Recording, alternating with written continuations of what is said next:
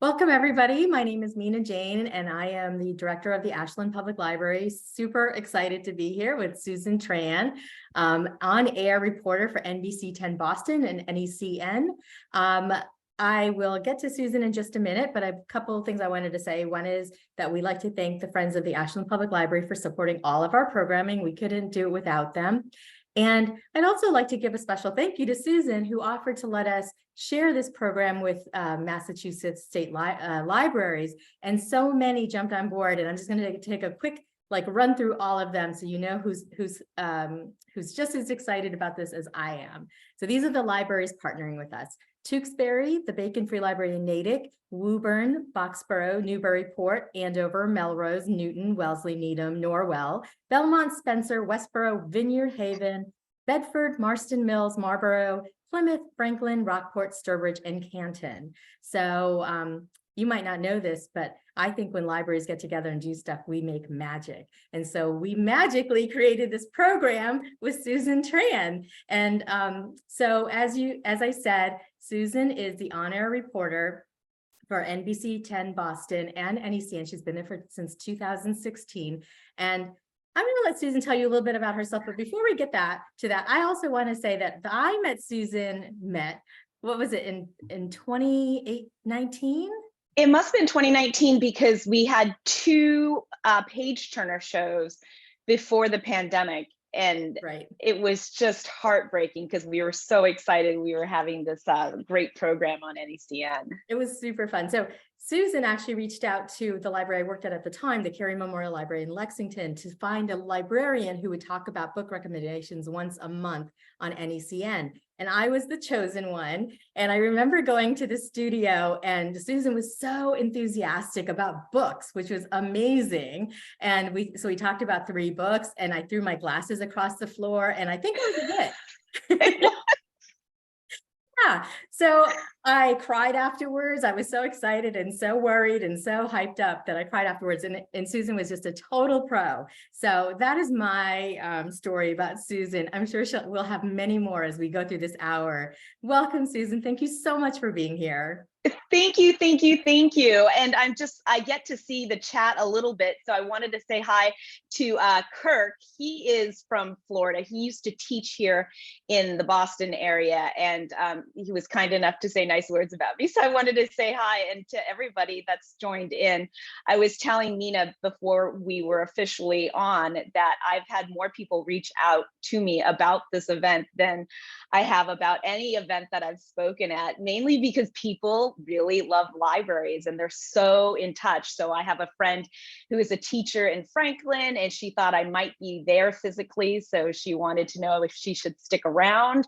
I had friends at work check in and say that they saw it at their public library that I was going to be speaking, and a friend whose mom's a librarian out in central Western Massachusetts who asked about me coming on and wondering if he knew that I was doing this. And he was like, no, I don't keep up with all of the things that Susan does, but that's the reach that libraries have. And I actually love that I get a chance, and so honored to be here.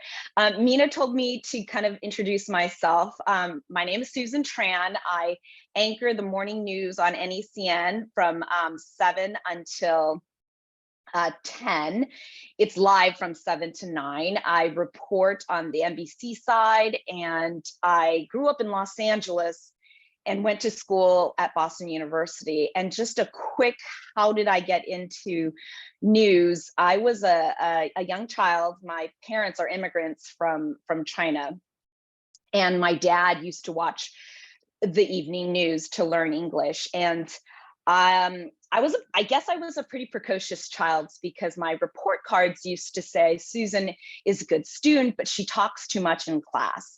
And I would get a lot of notes about I was really inquisitive and I asked a lot of questions, and I kind of got myself into trouble doing that. And I remember sitting with my dad watching the evening news, and for the first time I saw someone who looked like me. Connie Chung was on the evening news, and I thought, my goodness, this was the first time I saw a face that looked like mine, that was doing something positive.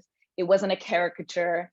And I thought, she talks and asks questions for a living. I could do that. And I remember as a 12-year-old thinking, this is it. This is what I was going to do. And that's how I got started in news. Oh my gosh, that's amazing. Because I remember watching Connie Chung and thinking how poised and smart she was.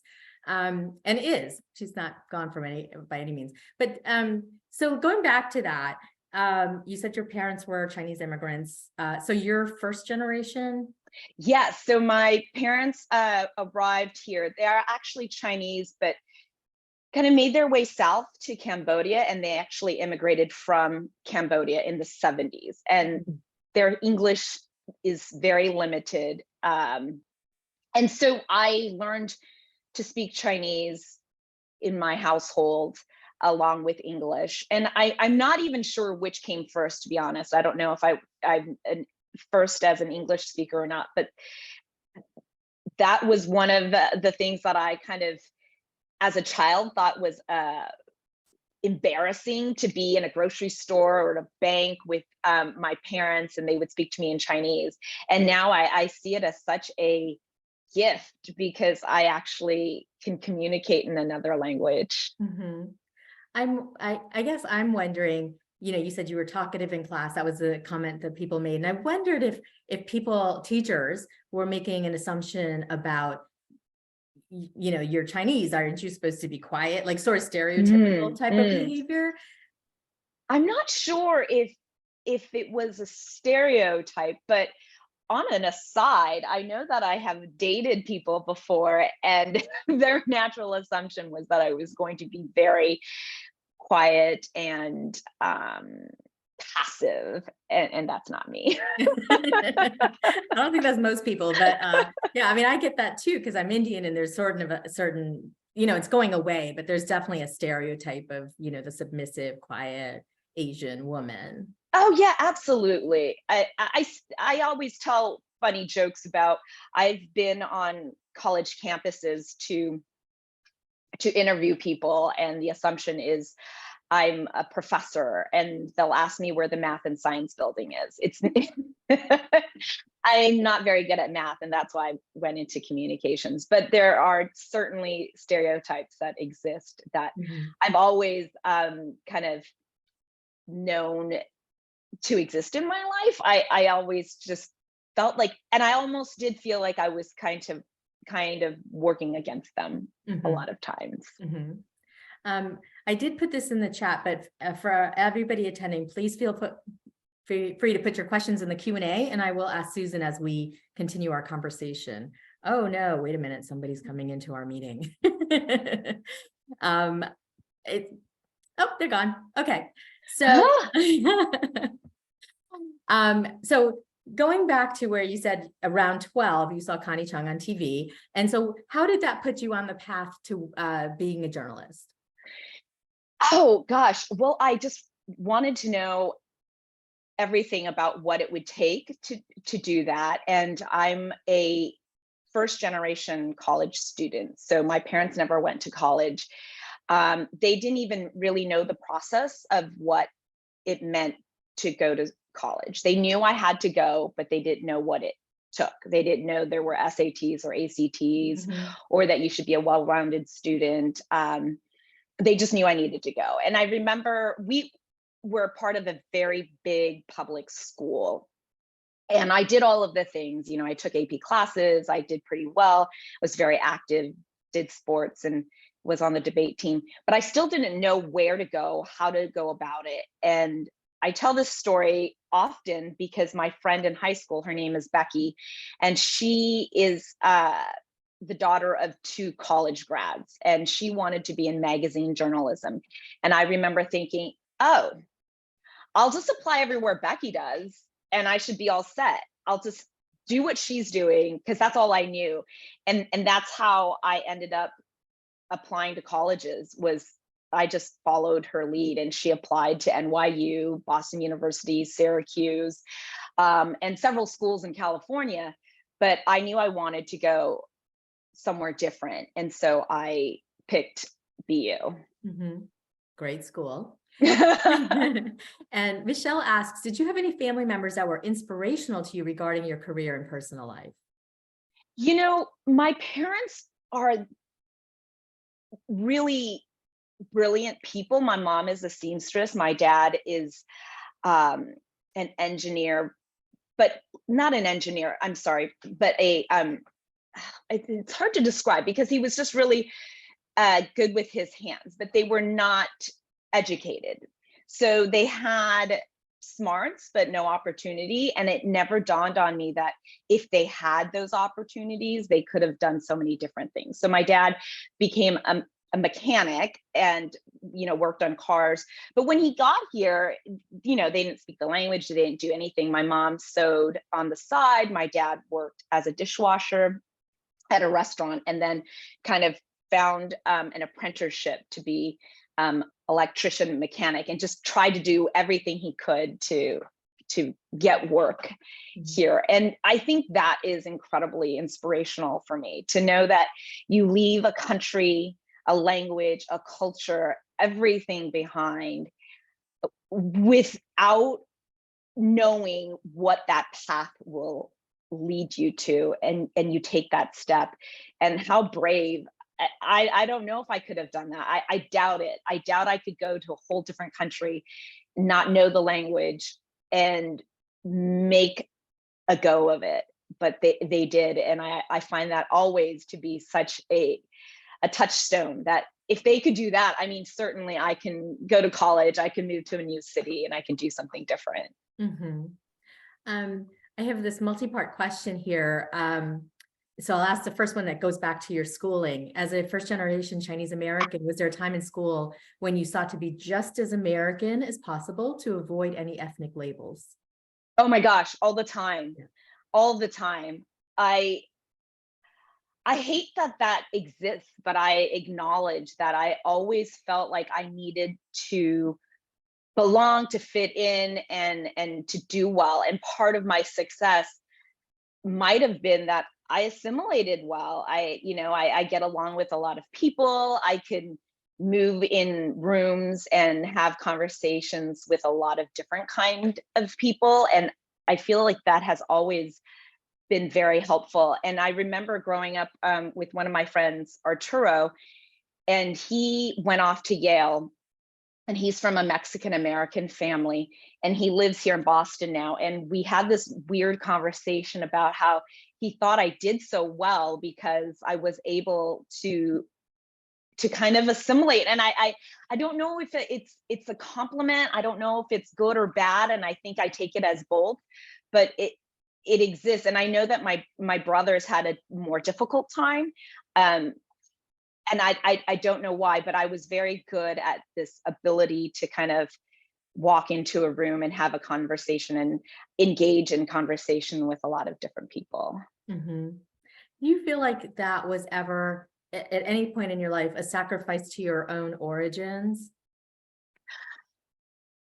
I do, and especially because my Chinese is very, very rudimentary. I can order food, I can navigate, I can get or ask the cab driver to take me somewhere, but it is very rudimentary, and I cannot have a conversation that is of any depth with anyone because I lack those language skills. So if I were to be more immersive, if I did more to embrace my culture, I think when I was at a younger period, I think I would have done better. I think it was a bit of a detriment because I strived so hard to have this kind of very American life that language was set aside. Yeah, I think a lot of people did that in order to assimilate, and then later in life realized how much they had lost of their own heritage. Have you ever been to China? I did. Oh gosh, I finally went. It was, I think, in 2009, 2010, around there. And I went with my husband and our two friends. They're a couple. And I was the guide, the translator, and we'd get into a cab, and every fourth cab driver could understand me because China is a very, very big country. The accents are different. The speech is a little bit different, and I spoke very plainly. So every fourth cab driver could understand where I wanted to go. Awesome. I mean, I think those are, to me, like, those are the important things. Where's the bathroom? What's the food? You know? Right. Well, the funny thing is I'm illiterate too. So I remember going into a restaurant and I asked the woman if we could have a menu, and she pointed at the wall and said, "This is, the menu. Why don't you just decide what you want?" And I had to tell her I didn't know how to read. And it was like, what? But if someone came here and started talking and I said, "Oh, just read the menu," and they couldn't read, I would have the same reaction. So it was a very mind-blowing experience. Okay, so let's go forward in time a little bit. How did you first get into news anchoring, news TV? Okay. So what you do in television news when I started out, which was 25 years ago, you would create what they're called reels, and they used to be on VHS tapes. You would record kind of your stories, your stand-ups, which are what you're standing there and saying, so people know what you look like and you sound like, and these stories that you would put together. So out of college, I remember putting together my reel, and you would send it to news directors all over the country. The country's broken up into like 180 television markets. New York is number 1, Chicago's number 3, LA, I think it's still number 2. Boston ranged anywhere between 5 and 10. They might be at 10 at this point. So I sent all of my reels, my VHS tapes, out to all these news directors in smaller cities, hoping to get a job. Nobody responded. It was just depressing. I just graduated from Boston University. I have this great diploma and I was ready to go and no one was hiring. So I waitressed, and I heard that there was a Asian American Journalists Association conference that was going on at Boston that year. And I remember going to that conference, finding out that the Fox in Boston was hiring a production assistant, which is basically a glorified intern that they're paid for.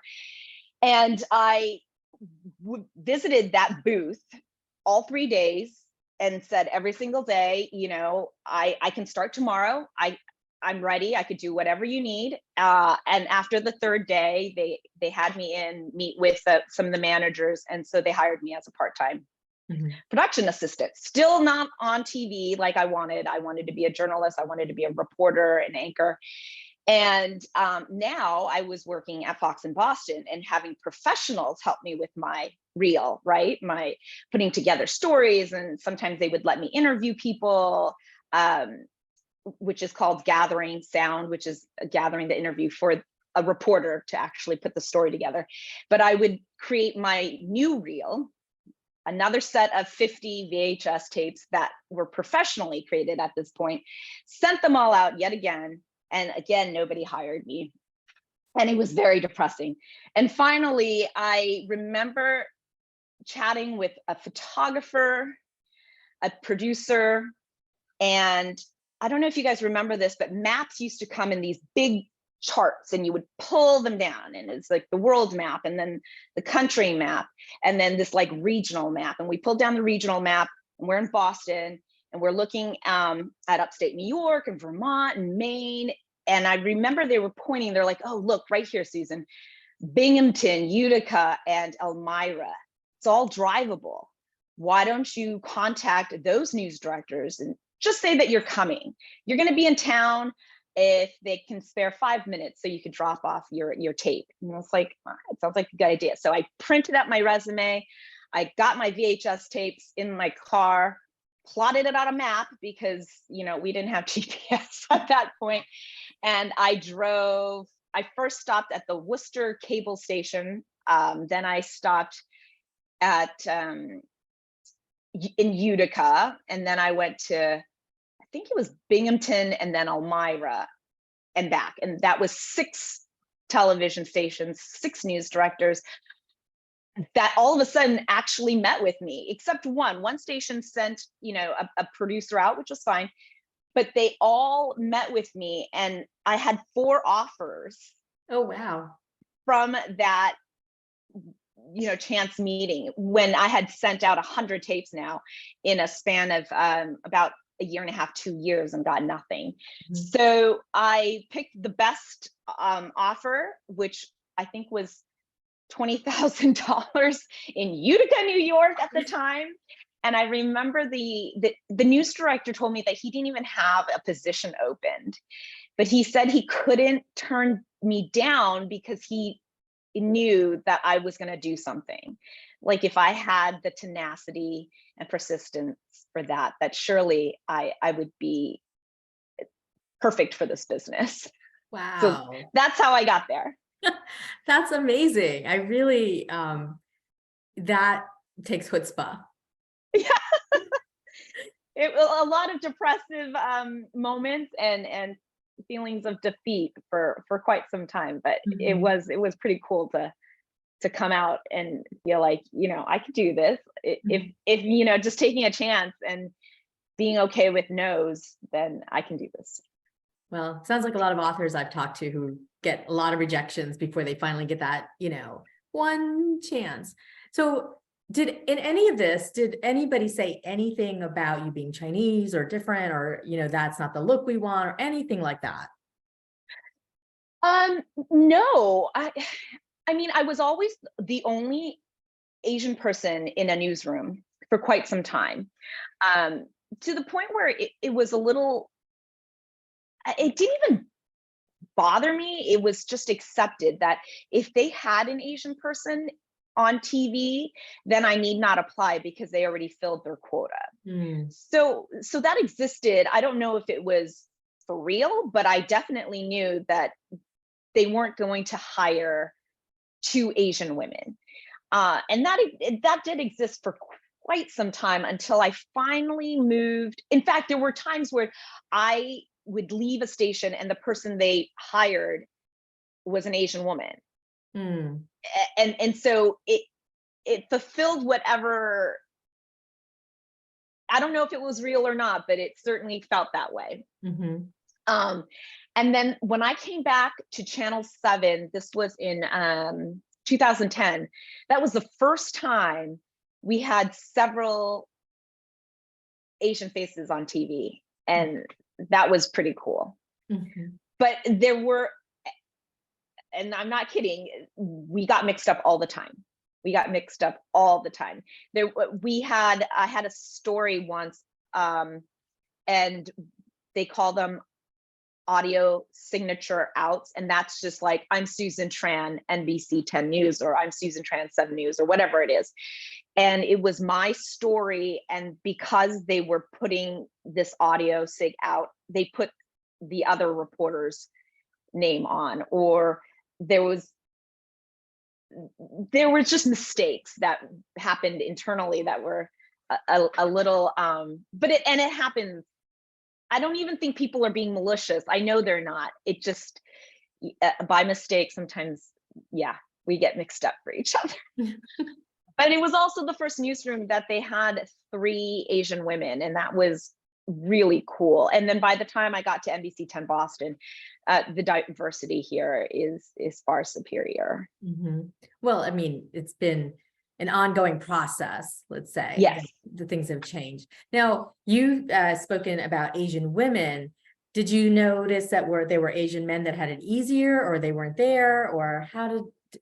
Asian men were way fewer Asian men in any newsroom. I think the first, I mean, you could go, even if you're watching TV at this, I think we have come a long way, to be honest, because when I watch TV now, there are far more different faces on our television sets, especially in Boston. But for a long time, I don't know when it was that we finally had an Asian, in Charlotte, we had an Asian Korean American who was a reporter, and then when I was at NBC10, we had a Korean American who was a reporter, but they are few and far between in terms of, if you were to say Asian women or Asian men that are on TV news, you'll know way more Asian women.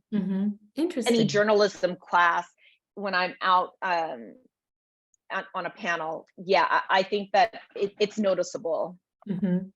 And but there are more women in journalism, I feel like, as well. So I was actually going to ask if you feel like there's more women in local and regional news than there is in national news, because I've noticed, at least from watching, that it doesn't seem like there's a lot of women on the national scale, except for the reporting part, not as an anchor.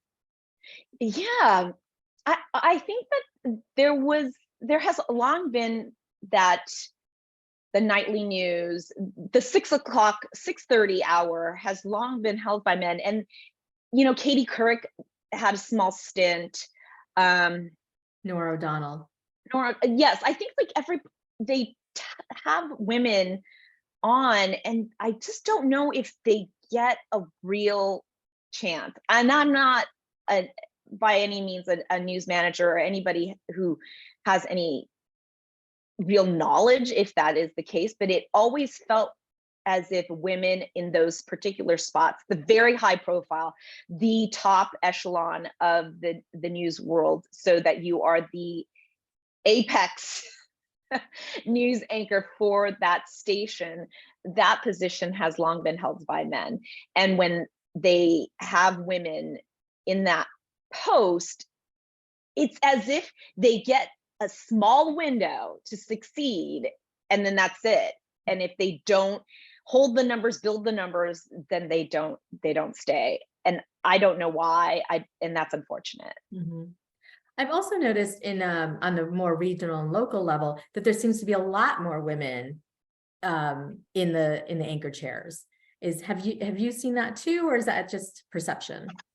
I think that no, I don't think it's just, I think that there are a lot more women who are in broadcast journalism.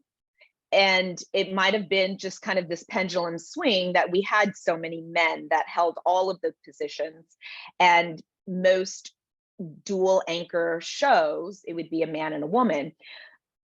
But as of late, maybe in the past 10, 15 years, you would often see two women co-anchoring a show, and that's not as unfamiliar. You would very rarely see two men. So I think that opens up the newsroom to have more women on TV. Does that make sense? Yeah, no, it totally does. I just had noticed this sort of trend in that direction, and I was wondering if that was something really intentional or just something that people demanded, or that maybe women seem more trustworthy on the local level. I don't know what the thinking is. Yeah, I think you're just getting a lot more women coming out of J school. And for a while, it was more difficult for, especially say, white men to get a post, because they're trying to reflect more of their community, and that means having a bunch of diversity. And I want to just preface the fact that we should all reflect the communities we live in, and that doesn't necessarily mean it's difficult to be a white man on TV. It just means there are a lot of white men on TV, and you have to kind of increase your other ranks as well. So I think there was a time where it felt like we weren't meeting, or men were not going into that space because they felt like it was just too difficult. But it was just because there were so many already that they're trying to hire more reflective people. Right. And this whole conversation doesn't take away from the people that are already there. It's really talking about the changes and the trends and the current atmosphere conditions, I think. Now I'm talking about the weather, but what I mean. And before we get into the more serious questions that our attendees have, I have to ask this thing because it's been bugging me for a long time. And I think you mentioned it one time when we were speaking about when during COVID, you guys were allowed to dress down a little bit. Because to me, like all of the people, the men are wearing suits, the women are wearing like cocktail dresses. I'm like, Yeah. what's going on? Okay, so I don't know if it was happening on other stations, but we had a new management team at our station right when COVID hit. We moved into our new building late February of 2020. Mm-hmm. We had a new management team that wanted to see a little bit more casual because people were dressing more casually. Fewer people were going in suits and ties to work, and we wanted to be more reflective of that. That coincided with COVID. So it actually was parallel. It wasn't because of. And so I think it just so happened to be, well, it now matched what everyone was going through, that we were a little bit more casual and people at home were way more casual. So it was much more reflective of the people we were serving, but it just happened to be the timing of it. Okay, so, but it's not my imagination. No, that was definitely the course that our management team put forth. I'm trying to think, I don't watch a lot of other stations. Just consuming news from our station is a lot, especially during COVID. So I couldn't, I did not have the bandwidth to watch other stations. So I'm not sure if they were casual as well. But Mina, if you're a loyal viewer just to our stations, I thank you for that. I am a loyal, but I do skip around a little bit, and I'm always kind of like, what are they wearing? Like they're literally like, with the, it's like cocktail dresses. And I'm like, why? What's the purpose of that? What's the thinking around it? Is it more eye-catching? Is it more, I don't know. So we can move on from that. It's just my own curiosity. And so in getting into the questions about that I think are really interesting too, about your actual storytelling, is can you describe what how you pick a story and then report on it? What does that entail? Okay, so when I was a general assignment reporter, which means that I would go 5 days a week, go into an editorial meeting, and we would hash out stories about what was going on. You pitch stories and do day of stories. So we say for the longest time, I was a night side reporter. So we would have editorial meetings around 2:33 in the afternoon. And then our main shows were often the 11 o'clock. We would do stories right then. So I would call and be like, Mina, hey, I'm looking for a librarian because we're talking about the books that are being banned. And so I would want to know if you would be available to talk to us in an hour, because I was going to head over to you and interview you and then put that on the news for that evening. So for the most part, when I'm a general assignment reporter, you're kind of doing the stories of the day, of what is happening, or you're pitching things that you've heard through, friends, connections, contacts, and then you're doing those stories for that day. Since I anchor the morning now, so I go in at my alarm's at 3, and I drive into work at 4, and I'm there at 4:30. I am doing kind of stories that the producers are saying, here, we need you to do this story. So I do those stories for the NBC side, and then I anchor the NECN morning show for 2 hours.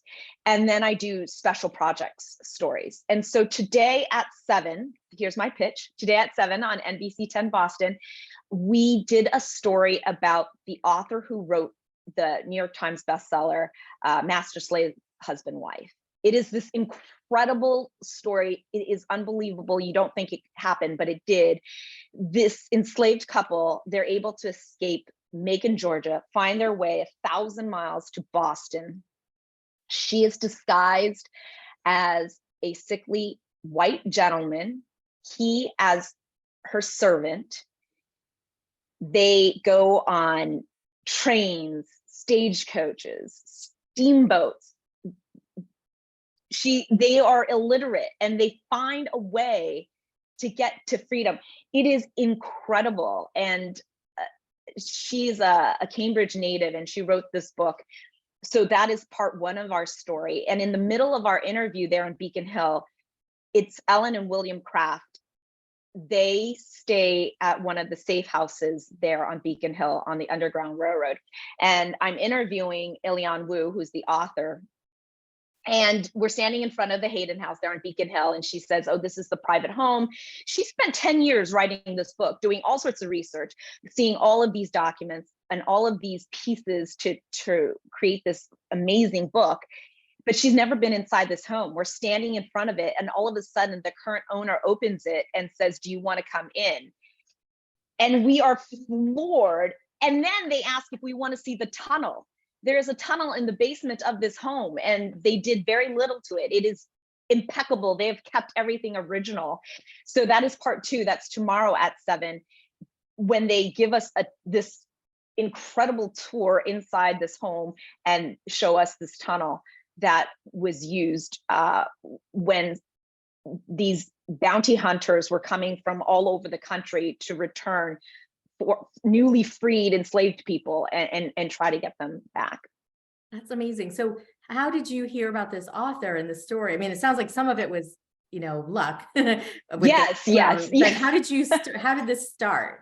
So I actually saw this story. So again, CBS Sunday Morning has a publishing arm, and they get all of these amazing stories. And sometimes I happen upon it, but I had just started this book club, and you helped me pick the first book. Mm-hmm. So I am the head of our employee resource group, the Asian Pacific American employee resource group. And I wanted to start a book club because I do love reading, and I feel like that is such a gateway to adventures. Mm-hmm. And the first book we read was The Daughters of the New Year by a Vietnamese American woman. And I was looking for another book. I happened to see this story, and I thought, this is incredible. She's a Korean American writing this story about this enslaved couple. And so I just went online and tried to find a way to get in touch with her. And she happened to respond and thought it was a great idea that I wanted to do a book club event, and I wanted to do a story. And I just happened upon that one. Mm-hmm. But we just did a story at the Old North Church because they hired a researcher to go through all of their documents. Churches had a great amount of documents. Mm-hmm. They were really good about keeping birth records, death records, marriage records, but it's only for those who are very wealthy. Although in all of these documents, you can find little tidbits, and this researcher was able to find all these tidbits, giving us clues to all of these enslaved and indigenous people. And we were able to do a story on that. And that was just pitched by one of our producers. And she knew I loved doing stories that had really human impact. And so she asked if I wanted to do it. So sometimes people pitch me on stories, and sometimes I happen upon them. If you have a great story, if you're watching right now and you think, Susan, you need to do it on this, email me. I put my email out everywhere on all of my socials. So it's not difficult to get in touch with me. It's true. She's easy to get in touch with. Because I reached out to you for certain things, and you have been so supportive. So Howard asks, how long do you think before most news goes online only, and how will it affect news reporting? So we're experiencing that right now, in that everybody streams everything. Mm-hmm. Especially with the pandemic, everybody learned how to. You didn't even have to convince folks that they should, binge watch, because there was little to do at some points. And that's how you got, my mother-in-law to figure out how to stream. So I think all stations are doing that, but we've all been doing that for a while, trying to figure out what the next vehicle is, because we know it exists. We know nobody is watching. The younger generation is just not watching the news like they used to. They're not going to turn on at 6. They're not going to turn on at 11. So it's trying to find however way that they are utilizing their technology to get the news to them. So I don't know if anybody's actually figured it out. I know that all of the big stations, all of the big networks are trying all of these things out. For NBC, we have Peacock, and we have a fast channel, and that means you could go and stream the news. It's an hour delayed from when it actually broadcast aired and on cable, and that's just because of contractual agreements. But everybody's trying to find that next vehicle. So it could be 2 years, next month, that but it is changing. People still watch the news, but mainly for weather and breaking news. You'll see something come across your phone and you'll look at it and think, oh, maybe if it's a big event, you'll go to your trusted network and watch. We see the tune in for big events like that. We'll see it for weather events, but on a everyday, any given day, younger people just do not tune in to the news. I have to ask about the breaking news thing, and we have a lot of questions, so I'm going to just do this really quickly. It seems to me like almost everything is breaking news now. Yeah, like they always have that banner going across, so it's hard to tell when something is actual breaking, because something could have happened 2 or 3 days ago and they still have a banner. What is that? That is unfortunate, and that's probably on us. Like every station, every newsroom, they decide how they want to utilize that verbiage. And it's unfair, because sometimes it really should just say it's developing or we have new information. It is no longer breaking.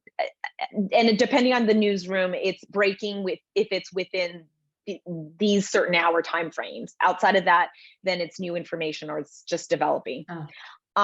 So there's no hard or fast rule. It's unfortunate because it does happen in a lot of newsrooms. And sometimes it's just like, sometimes we're working fast and the producer hasn't changed it. And if it comes up, if I'm reading something and it's coming up on my prompter, because we do have prompters when I'm anchoring and not out in the field reporting, and it says breaking news, I'm not sure if it is or not, because I'm assuming it is, and there's just going to be new information that I'm just not privy to until I'm reading it to you. But it is a little unfortunate, and I will grant you that we all could do a better job of making sure that it is breaking, or if we just have new information, and we should just say that. But we should work on that better and be better at that. Scott asks, what's your best moment in reporting? Oh my gosh, I have so many, so it's tough, but I'll just say that most recently I got to do some stories to honor the 10th anniversary of the Boston Marathon bombing, and it was really difficult for me emotionally because I covered the finish line 10 years ago, and then I was in Watertown for the shootout, and it was really difficult for me. There were images and video and things that I still had on my phone that I never really looked at. I didn't want to kind of relive. I never watched any of the movies. I didn't do any of those things because it just was too much. But when the 10th anniversary came around, I knew I wanted to do some stories with some of the people that I had talked to over the years. And I did have to review video because I was not at this station at the time, so I didn't know what the station had. And I needed to kind of log what it's called log, so I can put a comprehensive story together. And I interviewed Heather Abbott. She started the Heather Abbott Foundation and has helped dozens of people get these prosthetics.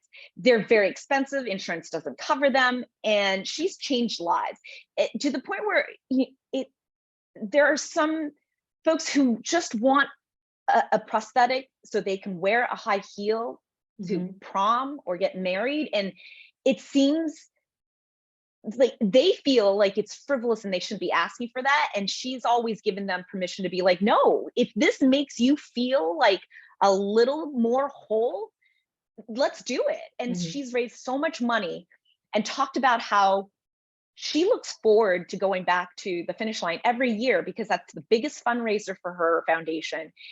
And we did this story, and I've talked to her through the years, but this is the first time I got to do a real comprehensive talk to some of the people who have been gifted prosthetics and just tell this story about what she was able to accomplish and bring about so much hope in 10 years. And I talked to Roseanne Sadoya. She was one of the last two people to make it to the hospital that day. And she ended up marrying one of her angels, a firefighter, Boston firefighter, Mike Materia. Mike Materia has never spoken on camera, and he never wanted to do any interviews. He's still a Boston firefighter right there on Boylston Street. And finally, he was willing to talk. And Roseanne had warned me, everyone had warned me that he was very shy. He was not chatty. But we got this amazing story of this cute love story. And I just remember thinking, they are too adorable.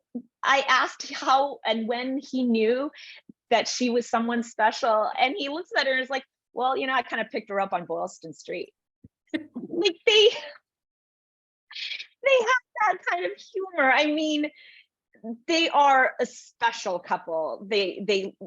He loves her laugh, and she just loves that he always steps up and is always ready to help. And I just found them to be so exciting and just wonderful. So those were two great moments. And then my third story was with the former commissioner of the Boston Police, Bill Evans, and he's now at Boston College. And you know, anytime I interview police, especially when you're, you know, the brass, they don't really have a lot that they're going to say. They're not very forthcoming for a reason. And I remember throwing it out there at our pitch meeting of, you know, who I was thinking of interviewing. And I was like, you know, he's not very chatty, and I don't know if it'll be great, but you know, I'm still in touch with him, so I can, you know, give him a shout. And I called him, and he said that he was willing to talk, and he kind of pushed me off for 3 times because I wanted him to go back to Watertown. He was the incident commander there during the shootout. And he was incredibly forthcoming with information, because everything has come out, you know, all of the information has been through court documents, through testimony, through everything has been out. And he just gave this really riveting account of what happened that night when they were faced with Johar Tsarnaev in the boat, and what actually happened when he happened upon that scene. And it was just incredible. Yeah. That's all I can say is wow. But I also want to ask about secondary trauma, because you're reporting on really traumatic events sometimes. You know, you talk about the weather, you talk about the 9/11. I mean, you know, all through the years. How do you handle dealing with reporting on such horrific things? You know, we never even talked about secondary trauma. That was nothing. I remember nobody even said anything. Vicki Block, I was working with her. She was a longtime reporter at 7. And I remember she turned to me and it's like, you know, Susan, it's okay if you need to talk to someone, because it was a lot that, you know, we went through after the bombings. And I was like, now I'm fine. And now, one of the questions I talked to Chief Evans about was therapy. Mm-hmm. And he said that they openly talk about it now. But I think this is just within maybe the last 5-10 years that any of us are willing to even acknowledge that we might be kind of holding on to a lot of emotional baggage. Because I think for a long time, we all just figured we're not dealing with anything. You know, we are happening upon somebody's worst day, but we're not experiencing any of it. And I think now we're so much more open about everybody's emotional health and more sensitive to it, that we're actually acknowledging it and having conversations about it. And in newsrooms, we're having therapists come in after traumatic events. And with that knowledge, I actually organized a set of comfort dogs to come into the newsroom recently, just because I was finally acknowledging that, yeah, we all are experiencing this. And it was after a series of traumatic events that happened at the beginning of the year. And I thought, we need a little pause. And I approached our managers about having therapy dogs come in. But I think that we're new to this. We're new to acknowledging it. Right. And I think there are certain, like I was interviewing an author who was writing about really traumatic things in his books as a thriller, you know, and I asked him about secondary trauma and he was just like, nobody's ever asked me that. Like, because they have to read about it and write about it, you know? Yeah. And I just thought that, so like people that don't expect to be having this are now having this. Well, I think they've always had it, but like now it's, as you said, acknowledged. Couple questions have come in from Annie and one other person. And I also have this question is, how did you feel about the, especially after, well, the AAPI violence that was going on, especially after the 2016 election and COVID and all of that. How did you handle that? Especially if you had to be on air with somebody who was controversial? Yeah. You know, it always made me a little sad, because when those things happen and you see the victims, they look like my family members, right? And one of the things that always bothered me a little, and I could acknowledge that we all do this when we have a difficult name to read, we'll skip over it because it's difficult. And I think that still troubles me. And the only thing I could do was I started a spreadsheet, and I invited a linguist in to come in and talk to our newsroom about you know, best practices, how to solve for some of these names, how do we, you know, get better at pronouncing them, what are some tricks and some cheats, and you know, putting all of that together on a spreadsheet and hoping that helps. I don't know if it's helped very much, but at least I feel like I'm doing something. But it is difficult and it's sad, and I don't know if I feel it as often in a space like a Boston, like a Massachusetts. I lived in Charlotte for a time, and that was would have been more difficult. Upstate New York, I've lived in, and that might have been a little bit difficult. And yeah, I don't know if the question is, you know, how do I handle it? How did I receive it? But or what I did about it. But there was very little that I could do, because it's the news and you got to report on it. So let me ask a twist on that question. Is because you're one of the Asian people in the newsroom, do you get asked to report on those stories more than your non-Asian anchors?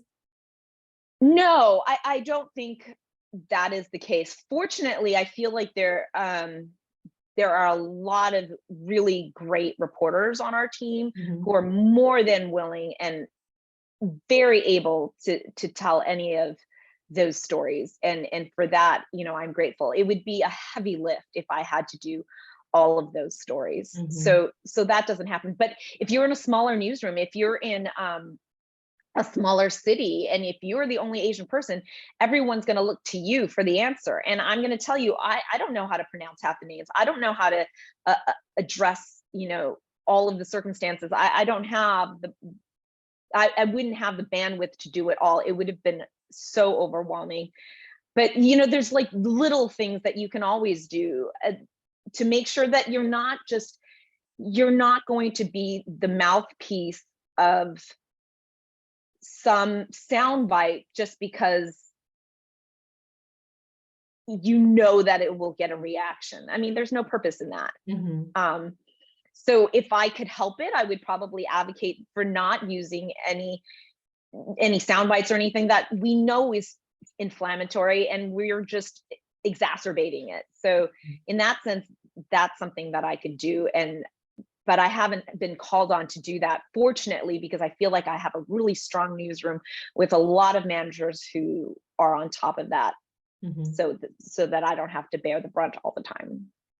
And if somebody asks you in the newsroom to report on something and it's your 5th gun violence story, can you say no? Yeah, I think in this newsroom and in this day and age, you can. And I've had this conversation with a bunch of reporters in our newsroom because we've had really traumatic incidents in a row. And I remember thinking, okay, we have a couple of reporters who keep reporting on them. How are they doing? And I remember checking in.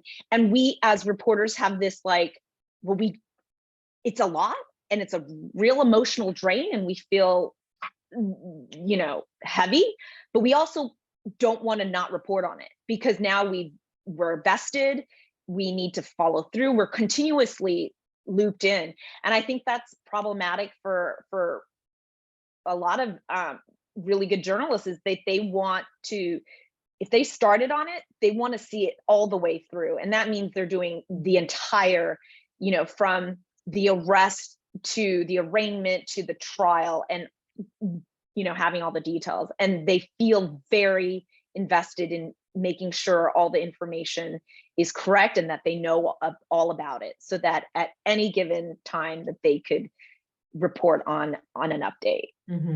So Wow. it's such a catch-22 that you need to step away, you need to stop scrolling, you need to stop getting all of the updates, but you can't help it because you are so invested in that story and the people.